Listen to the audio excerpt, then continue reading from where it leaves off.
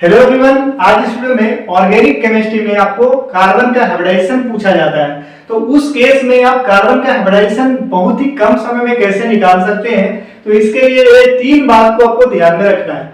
अगर कार्बन का सिर्फ सिंगल बॉन्डेड है, सिंगल ही बॉन्ड बनाया हुआ है कार्बन, तो उसका हाइब्रिडाइजेशन क्या होगा? sp3। अगर कार्बन डबल बॉन्ड बनाया है तो उसका होगा sp2।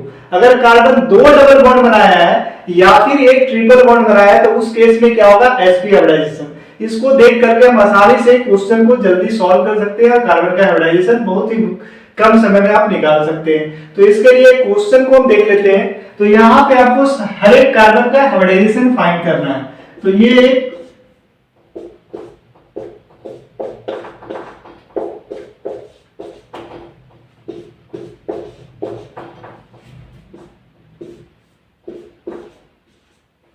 तो हाइब्रिडाइजेशन हमको देखना है। तो यहाँ पे देख रहे हैं कार्बन सारा हाइड्रोजन के साथ सिंगल बॉन्ड बनाया है, तो इसका होगा sp3।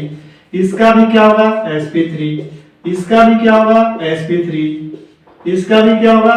sp3। यहाँ पे इस कार्बन का क्या होगा? sp2। क्या होगा इसका? sp2। यहाँ पे अगर इसका हम डबल बॉन्ड बना देते हैं तो इस केस में इसका हाइब्रिडाइजेशन sp आ जाएगा। क्यों? इसके पास दो डबल बॉन्ड है, तो ये दो डबल बॉन्ड है तो इसका हाइब्रिडाइजेशन क्या हो जाएगा? sp। और अगर इसका हाइब्रिडाइजेशन पूछे तो इसका क्या होगा? sp2।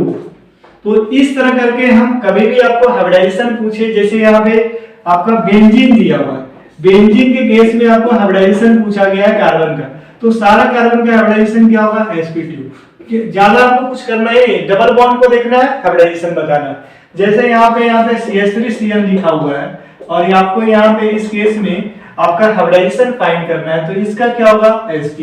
इसका क्या होगा? sp3। तो इस तरह से हम जल्दी में क्वेश्चन को सॉल्व कर सकते हैं, आराम से हम हाइब्रिडाइजेशन को निकाल सकते हैं।